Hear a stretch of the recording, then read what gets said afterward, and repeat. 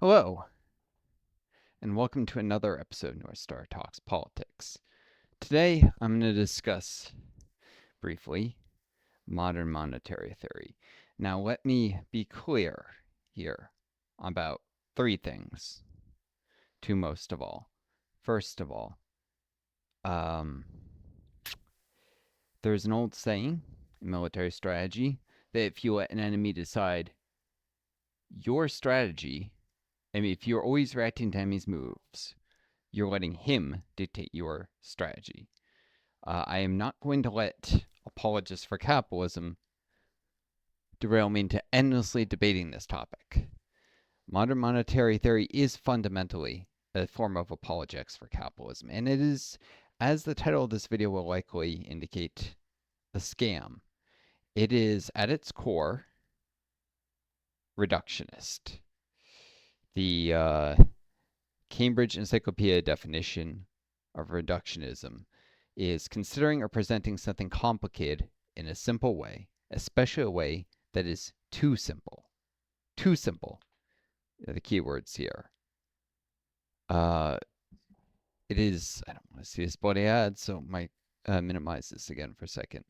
It is not that monetary theory does not have valid points, and that actually brings me into my second point of three here. Modern monetary theory does make valid critiques of problems within our capitalist system as it exists today, especially since the end of the Bretton Woods global financial banking system. Sorry, I minced my words there. Since the end of the Bretton Woods global banking system, the financial did not fall in there. That is a system of global finance that used to exist after World War II until Nixon unilaterally withdrew the United States from it, that would tie the US dollar to gold and the entire world system of currencies to gold indirectly, because other currencies would be exchanged at fixed rates with the US dollar.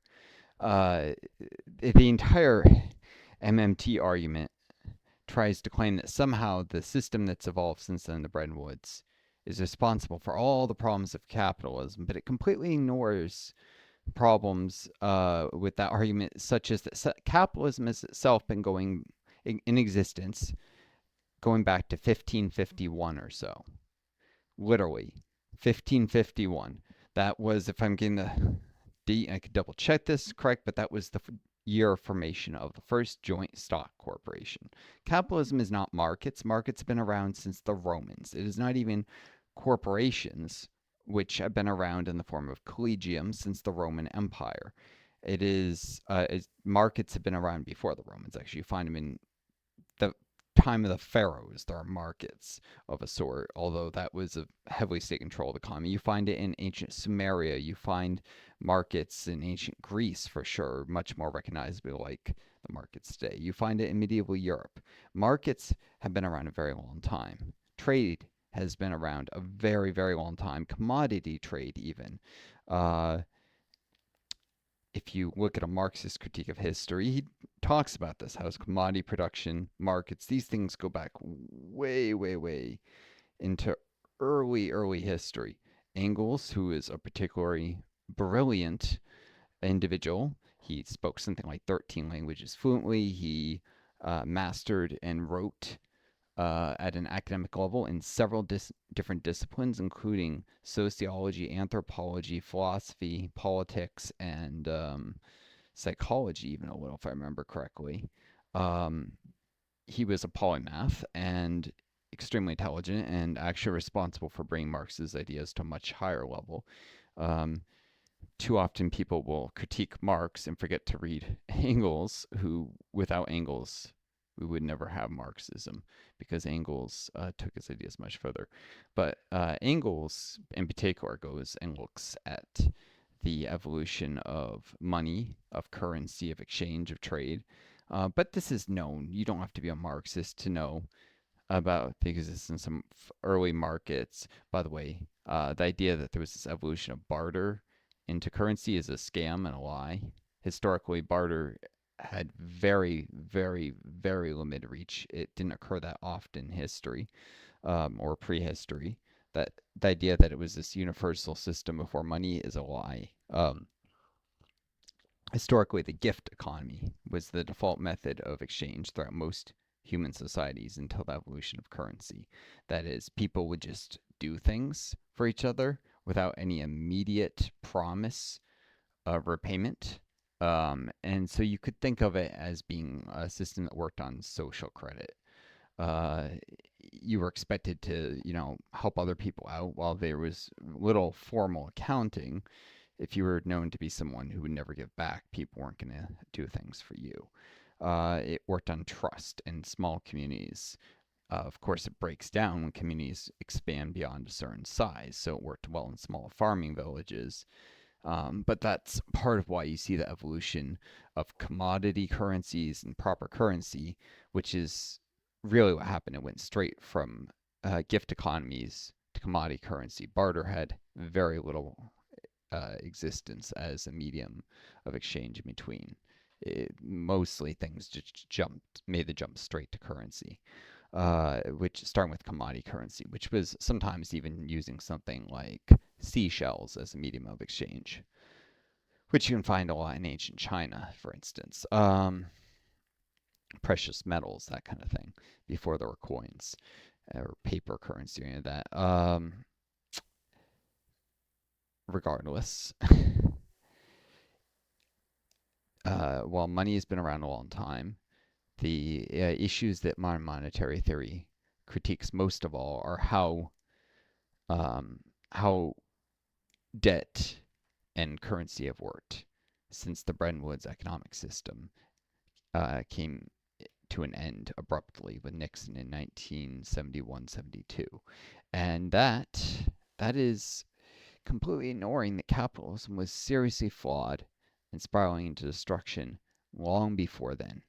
That may have put the gas on it, so to speak. There's no question that the system that MMT criticizes is worse than the system that came before, and it has made things worse faster.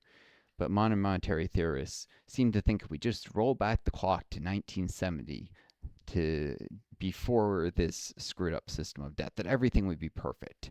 It's like the people, Trump tards, who think that if you just roll the clock back to 1950 or something, to the so-called golden age of the United States right after World War II, that everything would be great, and it wouldn't just proceed down the same path it did and end up right where we are all over again, which it would.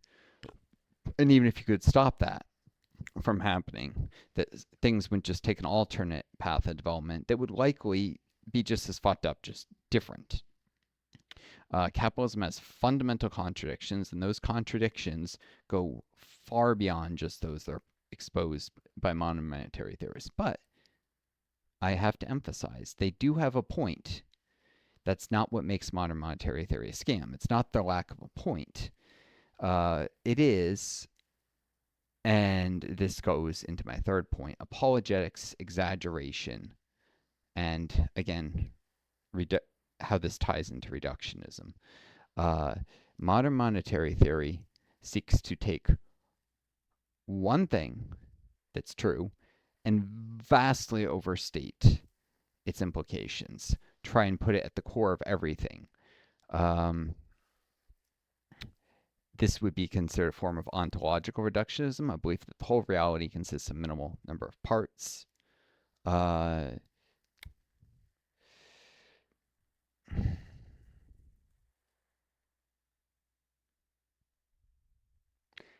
However, when you start into sciences, the Wikipedia article isn't far relevant beyond that.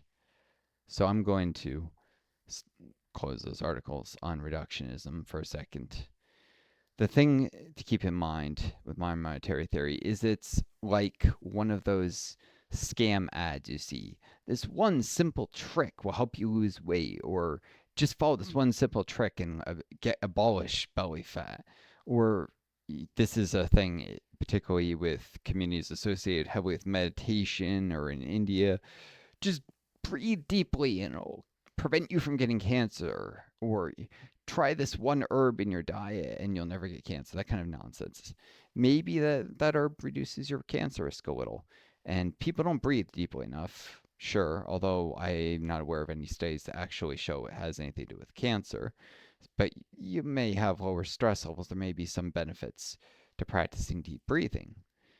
But it's completely incorrect and it's a scam when you start taking this one problem and massively overstating its significance. And that's what modern monetary theory does. That is what makes it a scam. Um,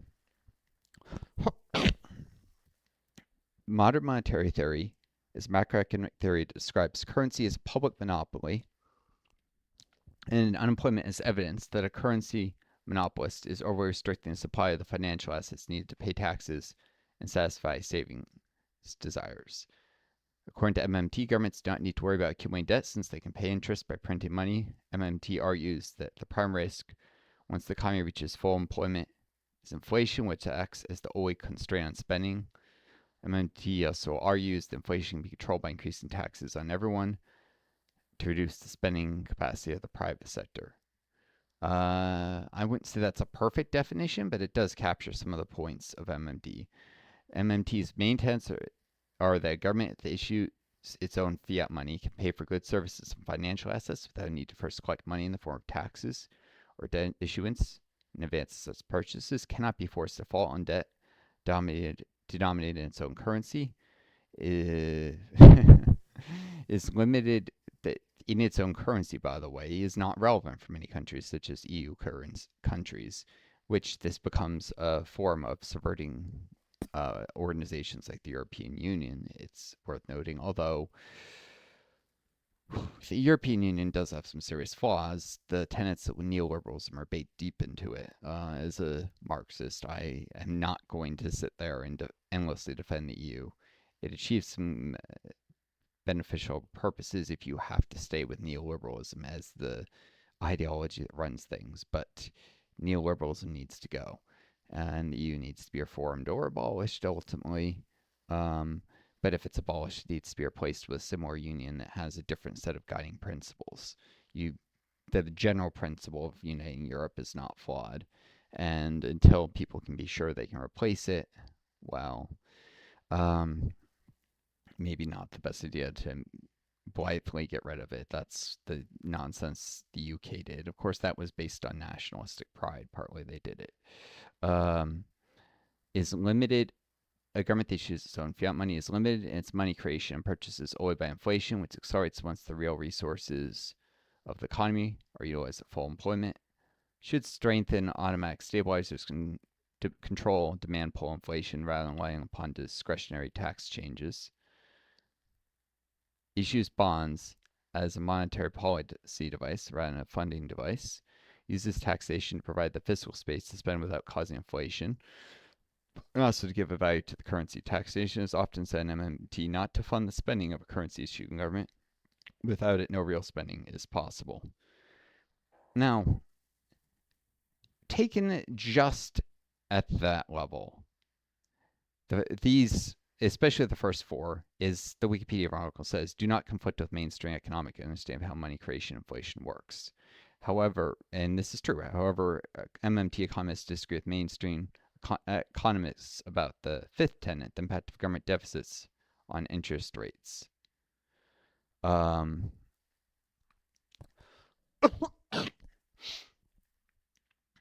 It looks like someone revised the fifth tenet that was created because this is constantly under attack. These articles by MMT fans who want to weaken the criticisms.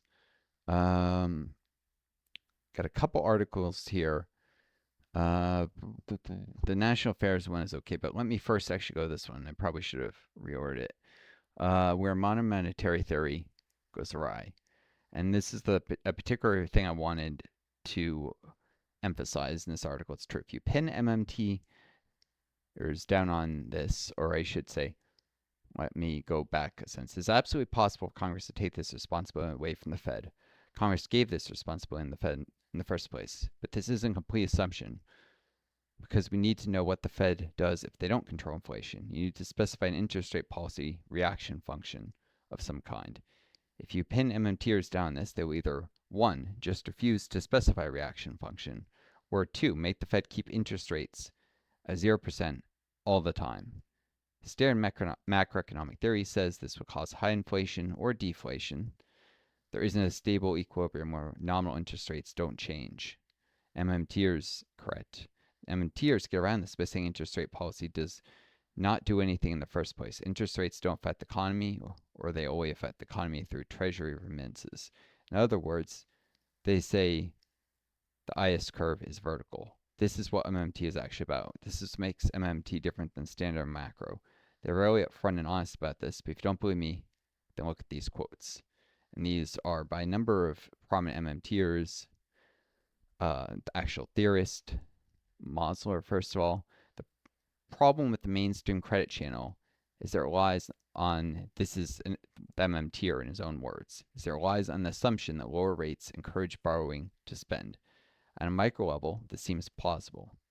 People will borrow more to buy houses and cars, and businesses won't borrow more to invest. It's referring to lower interest rates. That part is left out. It came before, obviously. But it breaks down at the macro level. For every dollar borrowed, there is a dollar saved. So any reduction in interest costs for borrowers correspond to an identical reduction for savers. The only way a rate cut would result in increased borrowing to spend would be if the propensity to spend of borrowers exceeds that of savers. The economy, however, is a large net saver, as government is an equally large net payer of interest on its outstanding debt. And this is the key point, therefore, rate cuts directly reduce government spending and the economy's private sector's net interest income. That's rather complex, and without dissecting every little bit of it, I would like to point out something here. The emphasis on the private sector. This is what really lies at the heart of MMT in a way, is an apologetics, or at least it's not so much of the theory, but what it's really about from a sense of tone, what the real spirit of MMT is. It's really just an apologetics for capitalism. Because MMTers do not want to acknowledge that capitalism is flawed. They don't want to consider ideas like socialism, that generally speaking, they have been brainwashed since childhood to think is bad, like most Americans. And a lot of MMTers are Americans, and like most people in the West, because there are MMTers outside of the US for sure. These people have been brainwashed to think that capitalism is the only way, that socialism is evil, and yet they see the system not working. To reconcile this cognitive dissonance, they try to find just one problem that's at the core of everything wrong. If we just fix it, capitalism will work fine. It's nonsense. They prize the private sector, and they assume that the private sector is the best way to do everything. And so they just find one aspect of capitalism to attack, which ultimately becomes the government and the banks. As if one of the things that MMTers correctly point out is that the way that debt works essentially hands a lot of money to banks in, say, the United States. And that's true. It does hand a lot of money to banks. But the problems with our capitalist society isn't that banks have too much real purchasing power. It's not the banks are buying up all of the goods and services or all the houses. Private equity is doing that, which is not the type of banks they're talking about. It's not. It's distinct from the type of banking, the large banks, private equity firms and hedge funds buying up all the housing in America, for instance, and then renting it out has nothing to do with the problems MMTers describe. Not really. But, I mean, you can make some very tenuous connections, but there are countless problems with capitalism. Some of those include the declining rate of profit, the atomization of communities where everybody is encouraged to see themselves as an entrepreneur of the self, and the breakdown of social bonds. That has very, very, very little to do with anything MMTers talk about, but it's undoubtedly a problem under capitalism. the commodification of everything, including sex, relationships, ideas, uh, morals, everything becomes commodified under capitalism. And this goes hand in hand with a worship of greed. All of these are problems of capitalism, and far, far more. I would like to emphasize people who have legitimately criticized capitalism, such as Marx, people like to point out the Communist Manifesto, which is a tiny little packet that was just meant to just be the very beginnings of an introduction for people so that they might be curious to learn more.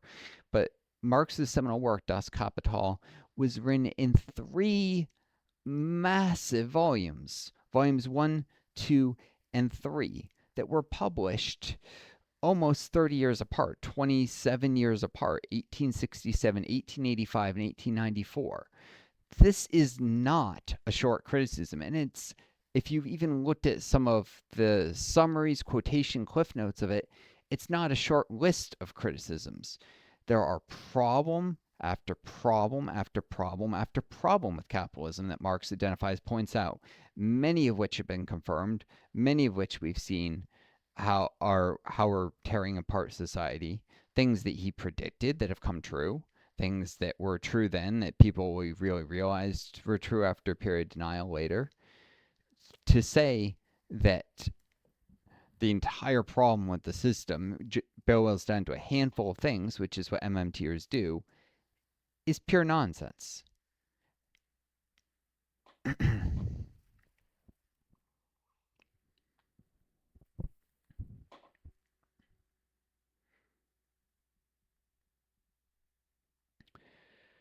Let's go to this article.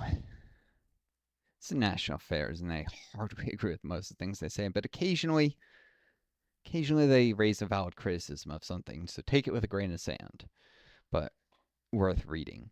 Less than a year before the novel coronavirus spread across the globe. By the way, that was what made me a socialist. Seeing coronavirus and seeing how capitalism commodified human lives and left tens of millions of people around the globe to die who did not need to die. And we're not just talking instant deaths that happened due to coronavirus. We're talking about things like long COVID, which claimed 144 million people. As it turns out, it was or underestimated at 65 million early on, and that's partly because early estimates were especially conservative. Conservative meaning when you have statisticians on these kind of issues, and I have a background in biology and clinical sciences and such, I know what I'm talking about here. There is a tendency to make assumptions that underestimate any problem, because you'll get in a lot of trouble if you overstate a problem, but you almost never get in trouble for underestimating things. So we make what's known as conservative assumptions that understate problems, that do less to challenge the status quo than the evidence might actually indicate, so that nobody can say that we were exaggerating later in the sciences. And that's what happened with coronavirus, with long COVID, with even death tolls. People underestimated the death tolls. That's not to mention governments were intentionally covering up deaths and misattributing deaths due to COVID to other things. But you can see studies in excess deaths during that time period, and studies in how many people are estimated to have actually died of the coronavirus. It's a lot more in government's report. And you can look now at the consensus of how many people have long COVID, and it's estimated to be over 144 million. And of course, this estimate is still conservative, so the real number is probably 160, 70, 880 million or more, because again, there's an absolute reluctance to overstate the problem, because you get in trouble if you do that, and you won't get in trouble if you underestimate it and then say, well, we were wrong before, and actually it's a bigger problem than we thought. And that's the tendency. But people with long COVID often being left to die, no support system. I'm disabled with it myself. It's a terrible disease. I've spent most of the day today, Easter even, just lying down, barely able to get up because I was exhausted. Then sometimes I'll get a surge in energy. It'll last a couple hours. Usually it's after some caffeine kicked in, or sometimes it's just gather force of will, get moving, and the autonomic nervous system, which is terribly dysregulated, gets them in long COVID gets the message. Sometimes it doesn't, and I just have to lie right back down. And it actually does things like raise my blood pressure as I'm moving around, which give me a little more energy. Um, by the way, reductionist approaches that disease. You get people, oh, if you just go running, you'll get better. Actually, it turns out exercise can make, if you got post-exertional malaise with long COVID, which is the kind of situation I'm in on Tuesday people are in, exercise will make it worse. You'll actually get sicker and sicker if you keep pushing past the limits because your autonomic nervous system is not correctly responding to exercise, and so your body takes damage that does not occur in a normal, healthy individual when they exercise because your muscle contractions aren't coordinated properly, your blood pressure isn't correct, you're not getting oxygen to muscles, so they're dying due to severe oxygen deprivation when they shouldn't be sometimes, muscle fibers. I mean, there have been biopsies done of thigh muscle after having people with long COVID run on a treadmill, and you have muscle fibers literally dying. There's a little bit of death due to anoxia that can occur even in normal, healthy individuals, but it's much more pronounced with long COVID, they found. The scientists who did this particular study. So you literally kill your own muscles if you try and force exercise on someone with long COVID, if they try and force on themselves. Anyways, less than a year before the novel coronavirus spread across the globe. How am I doing for time? 26 minutes. Better than I thought. Ray Dalio, Bridgewater Associates founder and billionaire intellectual, published an article on what he saw as the inevitable path for monetary, economic, and fiscal policy. In it, he partially endorsed a view that has emerged since the Great Recession. When monetary policy cannot provide further accommodation after nominal short-term interest rates hit the zero bound, because they did, interest rates went all the way down to zero after the Great Recession or during it, additional fiscal spending is needed as a stimulus. This is not a particularly unusual position. Indeed, over the years, many mainstream Keynesian economists, which, by the way, Keynesianism used to be the global consensus, neoliberalism and both the politics and particularly relevant for this, the economics, were pushed in spite of neoliberalism having many, many, many theoretical shortfalls and being undoubtedly less valid than Keynesian economics. Keynesian economics only fell out of favor because very, very rich individuals spent massively to censor what things were taught at universities, to have newspapers that they controlled push neoliberalism over Keynesianism, to donate to political campaigns that went for a shift away from Keynesianism, such as Reagan's campaign, Margaret Thatcher's campaign.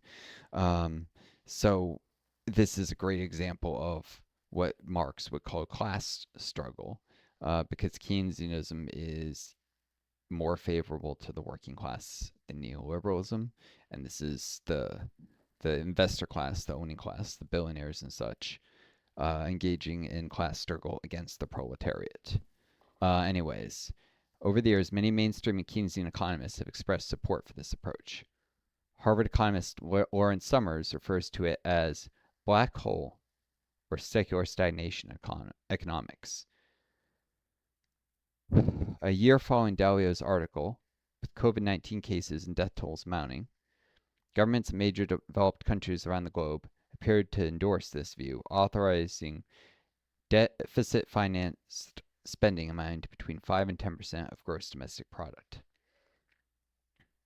Given that government-induced shutdowns designed to combat the spread of the virus contributed to unprecedented levels of unemployment, there was certainly a case for such measures. Dalio's article, however, put a radical twist on the traditional zero lower bound calls for more government spending by endorsing a novel, heterodox economic theory known as modern monetary theory, or MMT.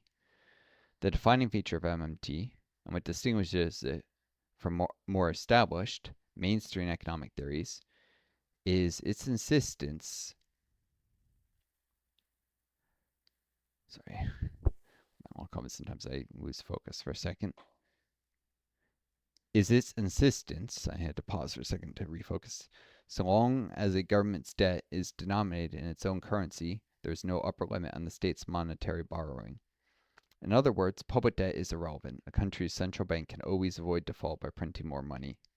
Such printing, MMT proponents further argue, can go on without any inflationary consequences. I think anyone who's examined the debt spiral and the collapse of the Greek economy after the Great Recession would know that's a bunch of BS. Of course, they were not in control of their own currency because of the EU and because of Germany bullying Greece in particular, but debt can absolutely get out of control, and you can reach a point where you can't just print more money. Such printing, MMT proponents further argue, can go on without any inflationary consequences. They thus call for economists to shed their superstitious fear of debt and for policymakers to unleash the full power of unlimited risk-free government spending. It should come as no surprise that some of the loudest support for MMT in the United States comes from the progressive wing of the Democratic Party. I'm not so sure about that. Most of the people I've met who believe in MMT would be described as Republicans, actually, although they don't identify with either party. But if you had to pick one, they more right-wing than left. Of course, that may just be the people I've met. And this does go to the biases of national affairs, which leans right. After all, if measures of at least in certain measures, they lean right, at least as far as conservative Democrats. In others, I mean, fundamentally, there's some problems with them leaning towards fascism, a weird mix of left-wing and right-wing ideas. So,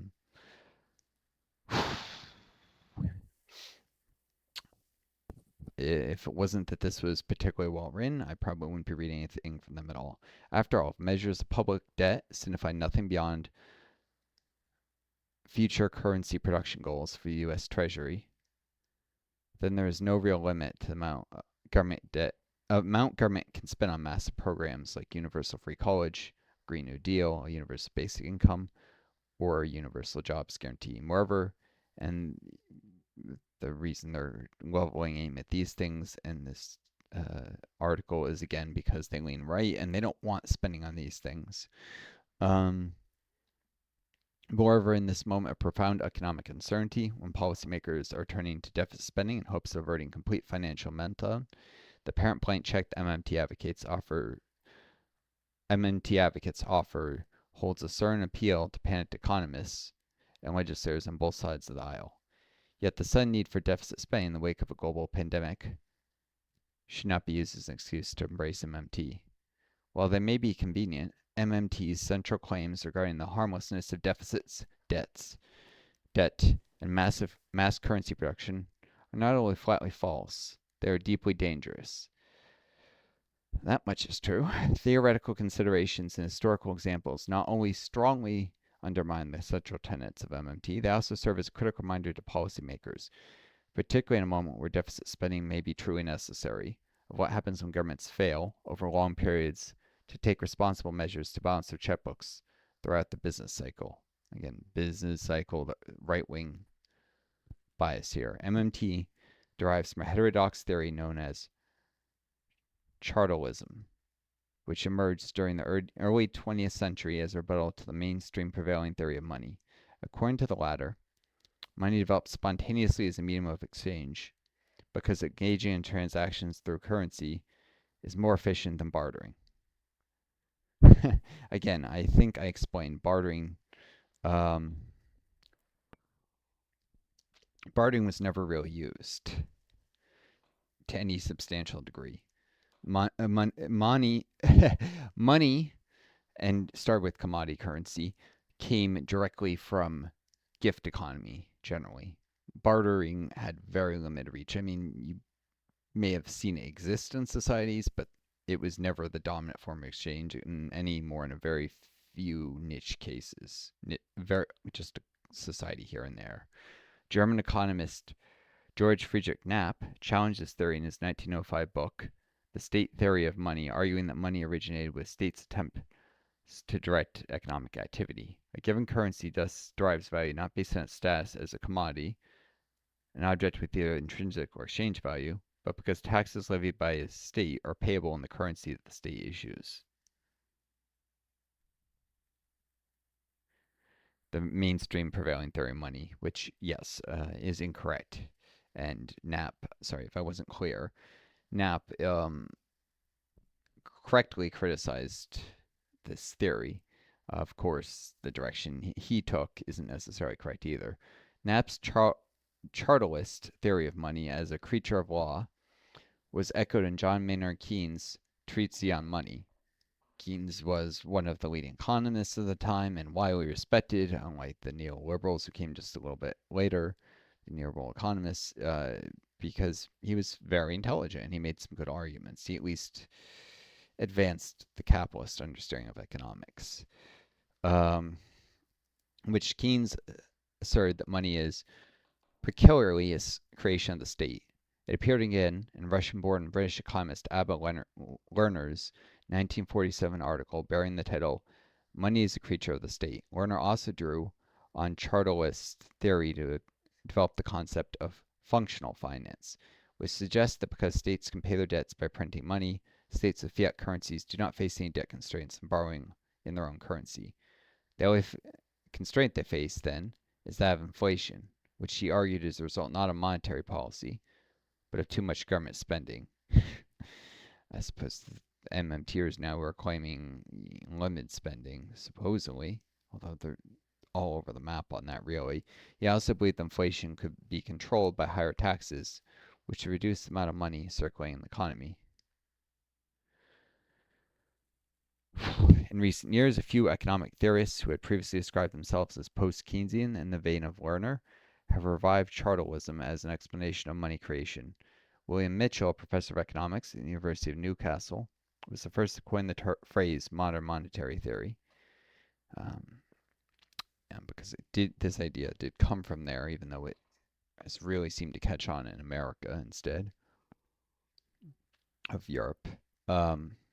In reference to this emerging school of thought, MMT builds on functional finance's removal of debt constraints of government borrowing. However, it diverges from Lerner's theory in at least one significant way. MMT theorists reject monetary policy's relevance to inflation. According to MMT, then, governments can borrow and print as much of their own domestic currency as necessary without causing inflation. Consequently, MMT proponents like Daly understand modern governments to be laboring under false and harmful assumptions regarding the threat of public debt. I could go on with this, but I'd like to briefly go to this very much dense 17-page article. This is a Marxist analysis of MMT, particularly this chart. This is a trend line correlating government spending to unemployment rate. Notably, you have higher unemployment rate in countries with high government spending. Now, of course, correlation does not equal causation. The reason that many of these countries with high spending have high unemployment is because the spending followed the unemployment. That is, there was high unemployment, so countries like, for instance, France engaged in a lot of government spending to reduce unemployment. In fact, it may be higher if their spending was lower. However, it does poke a hole in MMTers' assertion that if you just increase government spending and don't worry too much about debt, that you can abolish unemployment very easily. If anything, that would indicate there's a relatively weak correlation between unemployment and government spending. One of the reasons for this, and why Marxist analysis can be useful here, is, well, as actually a little bit of mainstream economic theory, is that as unemployment goes down, wages go up. As wages go up, capitalists can extract less surplus value from their workers. That is, surplus value being the difference between wages paid and value produced by employee. Put a different way, because some people will say, oh, surplus value theory has been abandoned. Well, mainstream capitalist economists have tried to undermine it over and over and over. There's been political interference to force things this way, even though people like Adam Smith, for instance, actually pushed ideas of surplus value. In fact, it predates Marx. Um, it can be thought of differently as the difference in price between what the owner of a business can sell their goods and services for and what they pay the workers. Profit, in essence. after you account for various fixed costs like facilities. Um,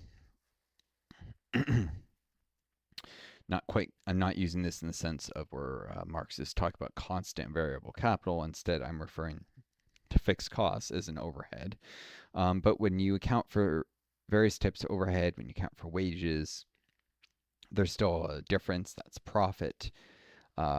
Companies work to maximize that. So if wages start to go up, they may lay off workers, reduce production because there is a curve where if you produce less of something, you can sometimes charge a higher price. Essentially, what that is really is that there's different tiers of spending power within society, and those higher socioeconomic tiers can afford higher prices and will buy goods for their use value if they have the money to buy those goods, whereas people with less money cannot afford that without giving up things with even higher use value. This is, again, where Marxist theory comes in handy. But the point being is that attempts to reduce unemployment through government spending can just end up leading to the private sector shrinking its employment, and so you see a weaker effect than you would expect. Of course, that depends on what the government spending is on. And this is very simplistic to just look at this curve because it ignores, say, the differences between military and civilian spending. It ignores that government spending may include spending on just servicing existing debt, which does nothing to reduce unemployment, but is necessary if you have a lot of debt. This is why unlimited spending is so problematic. MMTers are completely wrong to say you can spend unlimited amounts of money. You end up as a massive debt. You have to make interest payments on that debt. That will swallow more and more of your tax revenue unless you set higher and higher and higher taxes. And there's limits. You can only set taxes so high. You'll get more and more tax evasion as you raise taxes. So um, it almost seems like a conspiracy by those who have large amounts of money to buy government bonds who want just most of the budget to go to servicing the debt so that more and more society's resources can be diverted to them. That's obviously a little ridiculous to think, but I'm sure it's not a coincidence that some of the people who fund MMT theory, um, what would I say, conferences and campaigns, not the economists, but some of the backers of it, probably have something to benefit from it. And so they're more willing to put their money into it. They may be true believers in this stuff, but they also have something to personally gain. If you get enormous government debt levels, you get a lot of government spending going into servicing the debt. And this is particularly true with France, which has a very high level of government spending, but a lot of that goes to servicing debt. And Japan, which also does that a lot, has a rather high level of government spending on debt, although it actually has a very low unemployment rate. So it's complicated, which is why, I mean, you can't just focus on one thing. Call me old fashioned. This is an interesting little bit here. Call me old fashioned, but I think science works best by finding out what causes things to happen to better understand what actions can be usefully applied to prevent them. Vaccination for diseases, for example. Blindly hoping the government spending will do a trick is hardly scientific. Indeed, much work has been done by Marxist economists to show that it is the fault lines in the profitability of capitalism that is the most compelling explanation of recurring crises, not lacking of demand or even austerity in public spending, and that implies action to replace completely the profit-making monetary economy. The answer to employment or the end of crises do not lie in the simple recourse of issuing money as MMT claims. MMT relies on what Marx called the tricks of circulation, the doctrine that proposes, because yes, Marx essentially predicted MMT in the 1800s, long before it actually existed. The doctrine that proposes tricks of circulation as a way of, on the one hand, avoiding the violent character of these social changes, referring to the inevitable social changes that occur due to the contradictions of capitalism, and on the other hand, another of making these changes appear not to be a presupposition but gradual result of these transformations in circulation. MMT claims that has an endogenous theory of money, but in reality it has an exogenous one based on state issuance of money. It claims that government spending can be expanded to any level necessary to achieve full employment through money issuance, without any reference to the productive activity of the non-state economy, in particular the profitability of the capitalist sector. What I was just talking about before, the profitability of the capitalist sector, taxes, increases in wages leading to reduced profitability. Indeed, which, by the way, profitability of corporations is a source of government revenue.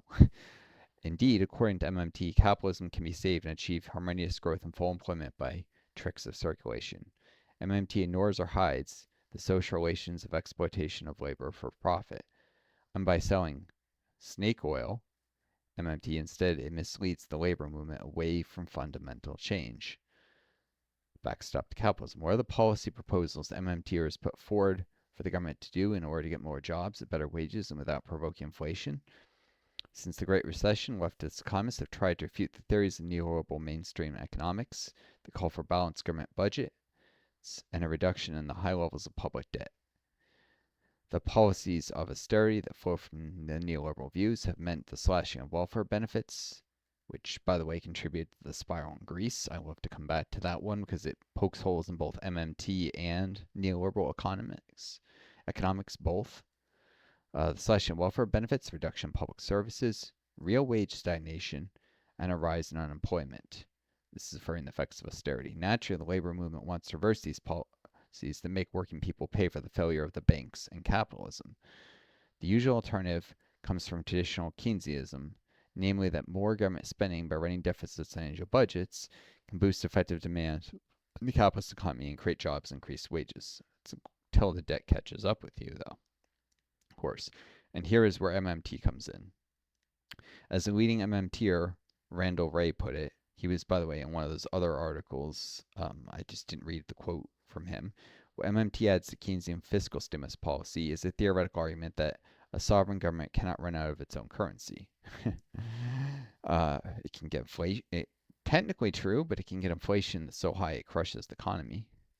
Because the state has a monopoly over fixing the unit of account, dollars or euros or pesos, it can create as much money as it needs, distribute that money to non-state entities, and so boost demand and deliver jobs and incomes. As Stephanie Kelton, a leading MMT exponent and advisor of Bernie Sanders, says, the issuer of currency can never run out of money because it can always print or mint more dollars, pesos, rubles, yen, etc.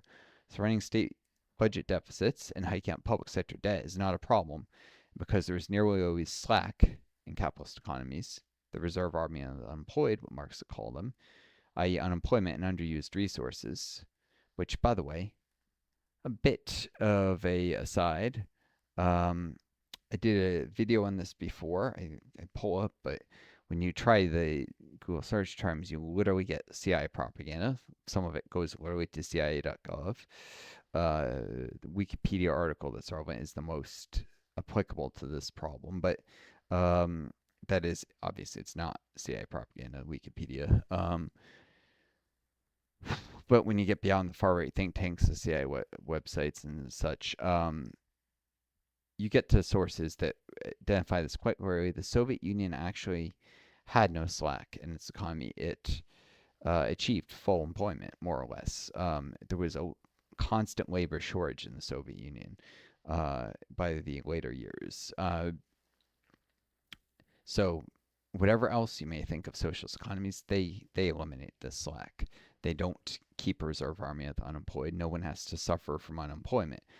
So a lot of the suffering that did occur occurred for reasons that had nothing to do with inherently socialism and more to do with, say, the Soviet Union being under siege from the West, not being allowed to trade with the West, not being allowed to import technology such as computers, not being able to trade for goods that couldn't easily be produced in the Russian climate, or having to deal with in the West trying to create instabilities, for instance, in food imports in the Soviet Union, Russian climate, not great for growing food. But whenever the Soviets tried to import food, the West would play games. It would make food available cheaply one year and then artificially and intentionally drive up the price of the food the next year, try and destabilize the Soviet Union, for instance, or cut off food exports entirely, suddenly and without warning. This kind of thing happened all the time. So a lot of the problems in the Soviet Union had nothing to do with socialism. But one of the successes in the Soviet Union that was undoubtedly due to socialism is the lack of unemployment, which is not something you see in any capitalist country in the world, pretty much. There's always unemployment in capitalist countries, always. The only way you can say there's none is by false accounting that doesn't include people who've just given up on finding work. Whereas the Soviet Union, you could literally get sent to jail if you didn't take the government assigned job that they would give you if you couldn't find one on your own.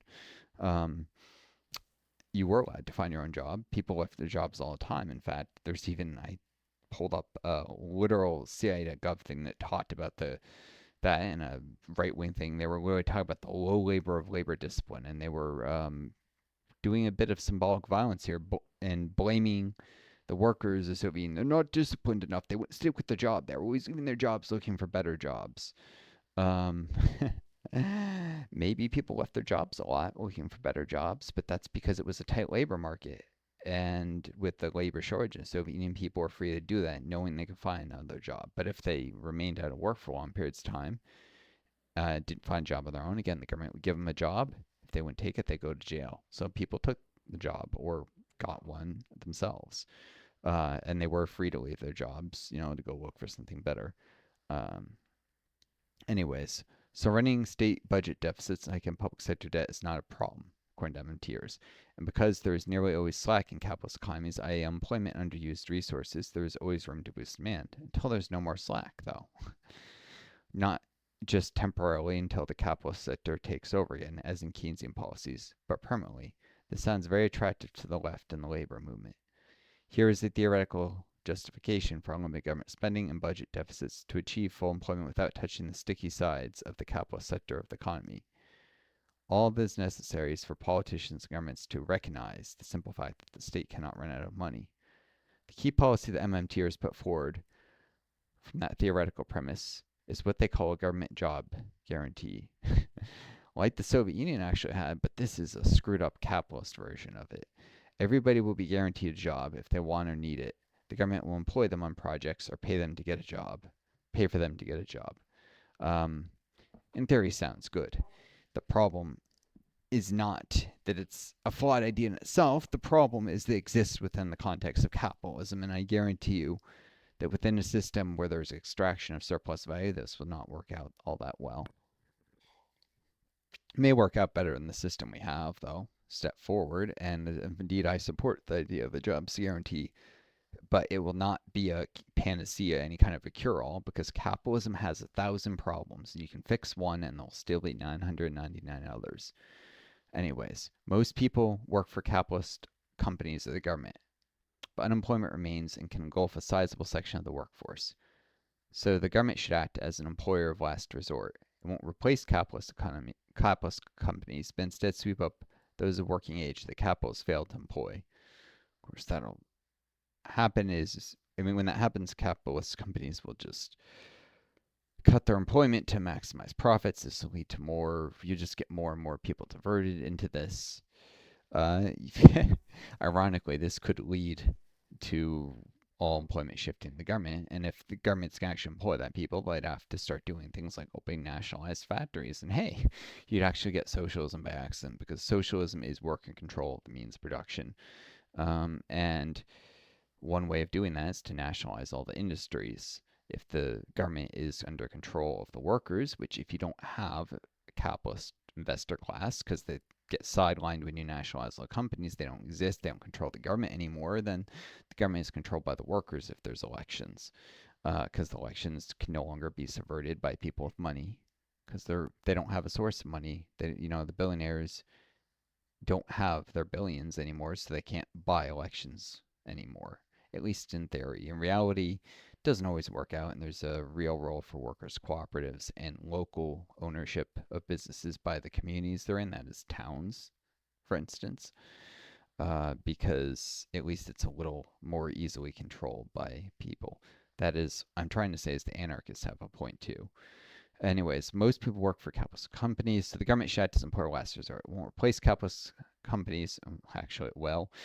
But instead, to those working age that capitalists failed to employ. As Randall Wayne puts it, I'd operate a buffer stock program for labor.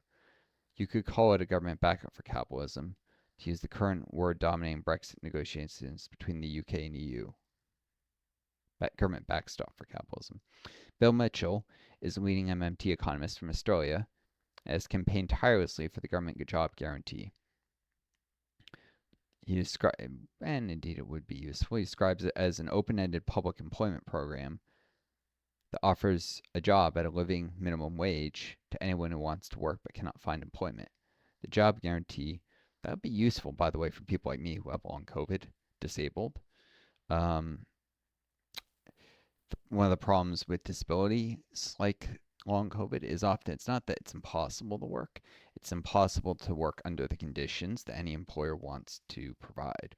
That is, uh, I may be able to come in, work for 3 hours in a day with a break halfway through where I lie down because I get headaches that come on when I've been focusing or doing anything for too long.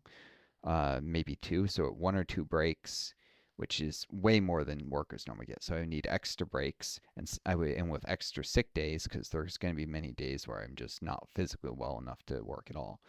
Um, is that something that normal capitalist employers have put up with? No. But if the government is subsidizing it or providing the employment themselves, then I could theoretically do that and still contribute something to society. It wouldn't be enough to support myself, but it could supplement income from government welfare programs instead of having to rely on them entirely and get screwed out of them entirely as it happens because SSDIs screw me because some of the work I did was for a university while I was a student. They're saying that that was payroll tax exempt and doesn't count because this exemption was out of the 90s. And they're saying just a little shy in the work credits because I spent a lot of time in grad school, a lot of time because I went to grad school, graduated, worked, wasn't getting where I needed to be in life, went to a different graduate program that the first program shut down was in it.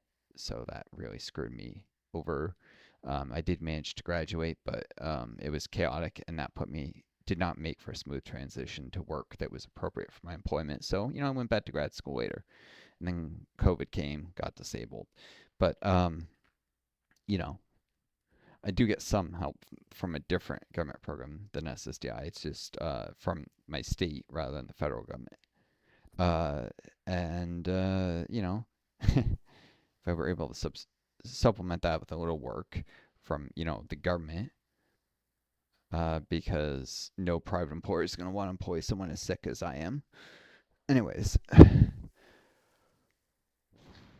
job guarantee jobs would hire higher off the bottom in the sense that minimum wages are not in competition with the market sector wage structure. By not competing with the private market, the job guarantee, except there are a lot of minimum wage jobs out there, by not competing with the private market, the job guarantee would avoid the inflationary tendencies of old-fashioned Keynesianism, which attempts to maintain full capacity utilization by hiring off the top. Guaranteeing a job for all sounds great, but apparently it would not be a job paying a living wage, a wage that people can live on. No, it will only be a minimum wage to make sure that it is not, quote, in competition with the market sector wage structure. Remember, I said this would be a helpful program, but it would suck under capitalism and it wouldn't be nearly as good as it could be. Wouldn't work out all that great. This is one of the reasons why. You can see immediately, because these government guaranteed jobs would pay terrible wages to avoid competing with the private sector. In other words, the likes of Amazon or Walmart or small retail and leisure businesses will still be able to go paying their workers very low wages or at or near the minimum without interference by any job guarantee because such jobs would be paying less. Thus, the job guarantee acts as a backstop for the private sector. It does not replace it. Here is Bill Mitchell again. The government operates a buffer stock of jobs to absorb workers who are unable to find employment in the private sector. The pool expands, declines. When private sector activity declines, expands. The job guarantee fulfills this absorption function to minimize the costs associated with the flux of the economy. So the government continuously absorbs into employment workers displaced from the private sector. The buffer stock employees would be paid the minimum wage, which defines a wage floor for the economy.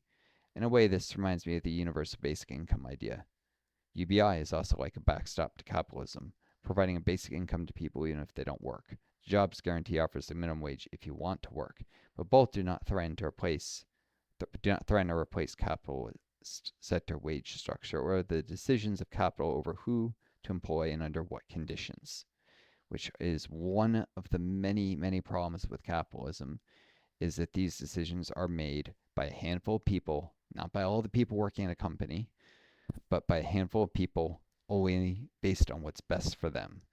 The investors who own a publicly traded company, the owner who owns the sole proprietorship. By the way, corporations are a fundamental part of capitalism.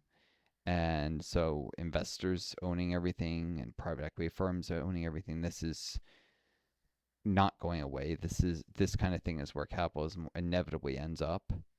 While private equity firms is a newer way of structuring it. Corporations have been around forever. The first joint stock companies were done in 1500s, as I said before. Um, as Mitchell says, to avoid disturbing the private sector wage structure and to ensure that job guarantee is consistent with stable inflation, the job guarantee wage rate is best set at the minimum wage level. What sort of jobs will be there? By definition, they won't be skilled jobs, as the government will be hiring off the bottom, but they will be in useful nonprofit projects like building roads, bridges. Many social useful activities include urban renewal projects and other environmental and construction schemes, reforestation, sand dune stabilization, river valley erosion control, and the like. Personal assistance to pensioners and other community schemes. For example, creative artists could contribute to public education as peripatetic performers. When I read that list, I am reminded of the Roosevelt New Deal of the 1930s. Under Roosevelt's Works Progress administration, which did exactly those kind of things, many employed workers were put to work on a wide range of government-financed public works projects, building bridges, airports, dams, post offices, hospitals, and hundreds of thousands of miles of road. This is all on very basic incomes. Did it solve the problem of sky-high unemployment in the Great Depression? Well, in 1933, the unemployment rate reached 25%. In 1938, it was 19%. So not a great success. Cut it substantially, but by 6%, but not completely. MMTers will say this is because it was not done properly, as Roosevelt kept trying to balance the government budget, not run deficits permanently. The Jobs Guarantee Program is to provide jobs only at the minimum wage. This also reminds me of the notorious Hartz labor reforms in Germany in the early 2000s that created programs for unemployed at the barest minimum wage. The unemployment rate fell, but real wages stagnated.